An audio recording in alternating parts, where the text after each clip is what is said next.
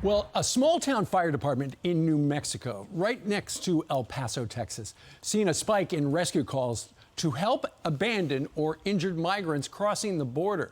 Sunland Park, New Mexico, is a suburb just outside of El Paso, as you can see right there. And as El Paso border encounters jump more than 200% from last year, our next guest, the fire department chief, fears that things could only get worse. Sunland Park Fire Department Chief Daniel Medrano joins us right now. Good morning to you, sir. Good morning. Okay, so you generally in the fire department, you would be sitting, your men and women who work for you would be sitting in the fire department waiting for an emergency call to go help a resident of your community. But now you're getting calls from people who are in the country illegally who are in trouble. Tell us a little bit about that. Well, there's a border fence. It runs anywhere from about 12, 14 feet tall to about 30 feet tall on the international border. Sunland Park is on that border, and that's part of my response district.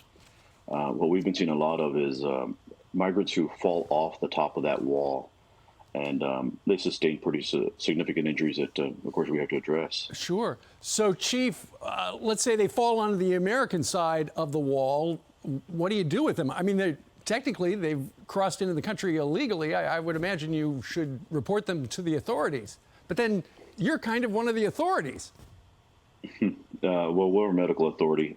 Most of the calls come in from Border Patrol themselves. They'll either witness the fall or see them on camera and, make the approach first. So most of the calls are Border Patrol's on the scene prior to us ever getting there. Chief, as I look at the terrain over there, it's rugged. Do you have the kind of vehicles you need to address this problem? Well, fire trucks cannot make it anywhere near some of these areas, so we've had to retrofit at least one of our vehicles. So far, we're in the process of retrofitting a military Humvee that we've used to use as a brush truck, so to get into some of the even more rugged areas. So we've had to address this by doing so. Sure. Well, that means you need more money to address this issue. Is the federal government coughing up more cash for you because you're taking on more responsibilities? We haven't seen any money from the federal government at all. This is something I had to address immediately, so I had to use my own budget. Getting money from the federal government is a little bit time-consuming. Sure. One of the things, though, Chief, is you're the fire department, and you are there to help people in your community when fire breaks out or there's a medical emergency. But now you're being asked to have this additional responsibility of helping people who are breaking into the country illegally. That's not exactly what you signed up for originally.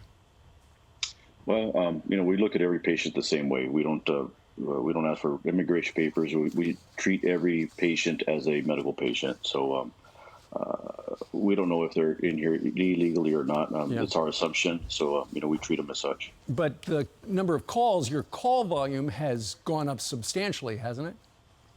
We estimate it's gone up about 6 to 7%, especially in the southern part of our response district. Yeah. Which is not a huge number, but speaking with Border Patrol, we anticipate that those numbers should go up just by the information that they're giving us, that they may see more migrants coming over.